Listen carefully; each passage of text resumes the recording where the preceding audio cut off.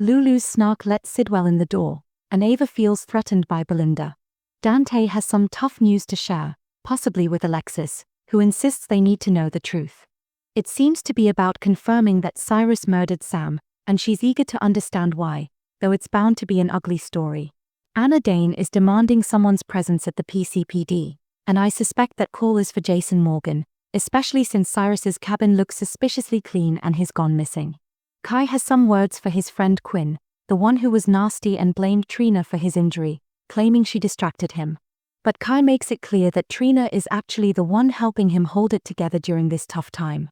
Kristina tells Molly she's lost faith in the justice system, likely stemming from their conversation about Ava and the death of their sister, Sam. Brooklyn confides in Lois that she told Chase everything about the baby she had and put up for adoption, but she left out the part about Dante being the father. Lois looks completely shocked, as this is her worst nightmare come to life. Laura receives a visit at General Hospital from Sonny, who checks in on her and Lucky Spencer. Meanwhile, Ava is in for a surprise visitor, and while it could be Rick, I really hope to see more of Ava and Rick together because I ship them hard.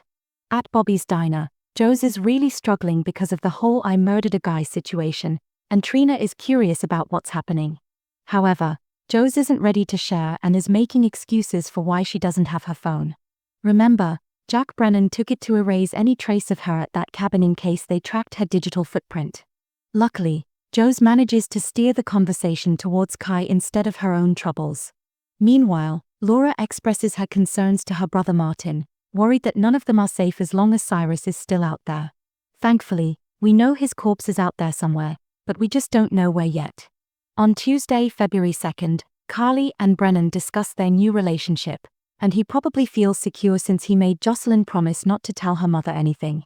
We'll see if she can keep that promise. Joe's has a tendency to spill secrets. Jordan and Porsche have a conversation about the Cyrus situation and the recent luck they've had. Alexis makes a request on Tuesday, and Drew is clearly annoyed by Nina's unexpected visit to his new house. She likely has a few things to say about him pressuring Willow to move in. When Willow declined, Drew momentarily backed off, but that doesn't mean much. Over the past year, whenever Drew would suggest they could be together, Willow would remind him to respect her marriage. Jason feels the pressure mounting as he realizes the conversation with Drew about moving in with him isn't finished yet. He senses that he's becoming a prime suspect in Cyrus's disappearance and presumed murder. Meanwhile, Tracy is making her move against Drew. She despises him, believes he's not a suitable quartermate, and doesn't want him raising Michael's children. It will be interesting to see how that unfolds. Kai and Trina share a tender moment, while Carly is desperately trying to talk to Willow, clearly related to Drew and Michael. Stella surprises Curtis, recalling that he asked her to arrange a meeting with her influential friend in DC. Curtis hopes to undermine Drew, ensuring he doesn't gain any power that could be used against others in Port Charles, especially since Drew seems poised to misuse his influence. Josslyn faces a life-altering decision. If she doesn't join the WSB, she risks going to prison for shooting Cyrus, but I have a feeling she'll choose to join.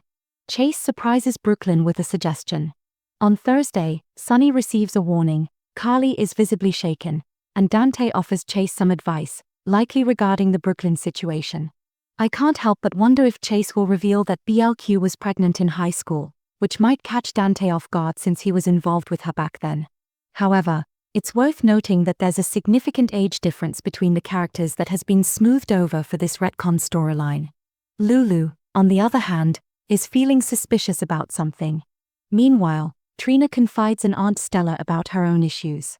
On Friday, February 28th, Olivia shares an idea with Carly, and Molly opens up to Cody. I really enjoy the new Molly recast much more than the Kristina recast.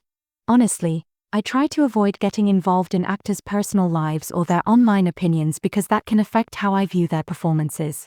In terms of acting, Kate Mansi, who plays Kristina, is doing well, but I'm not a fan of how they're writing her character.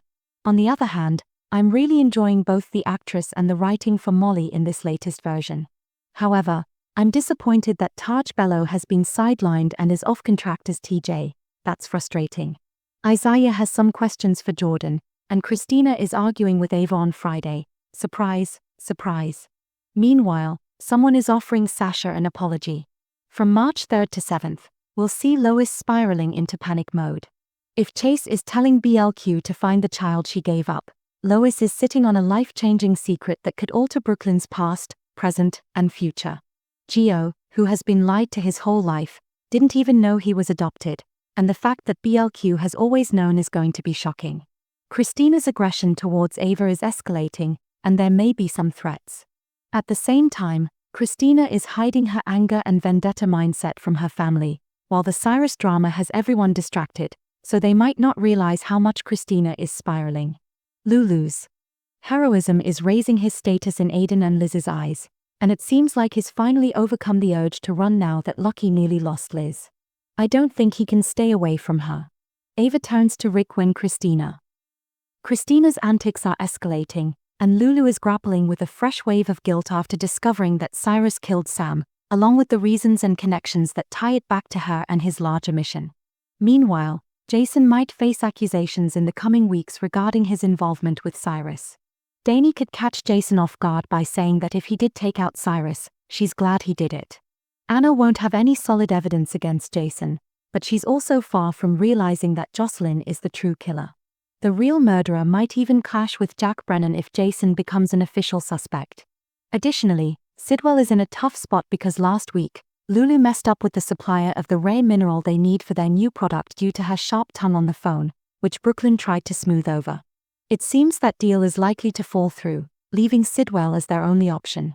Natalia's terrible ex-husband, who nearly killed Lulu's brother, will become more entangled in the deception because of her actions, which is some pretty upsetting karma.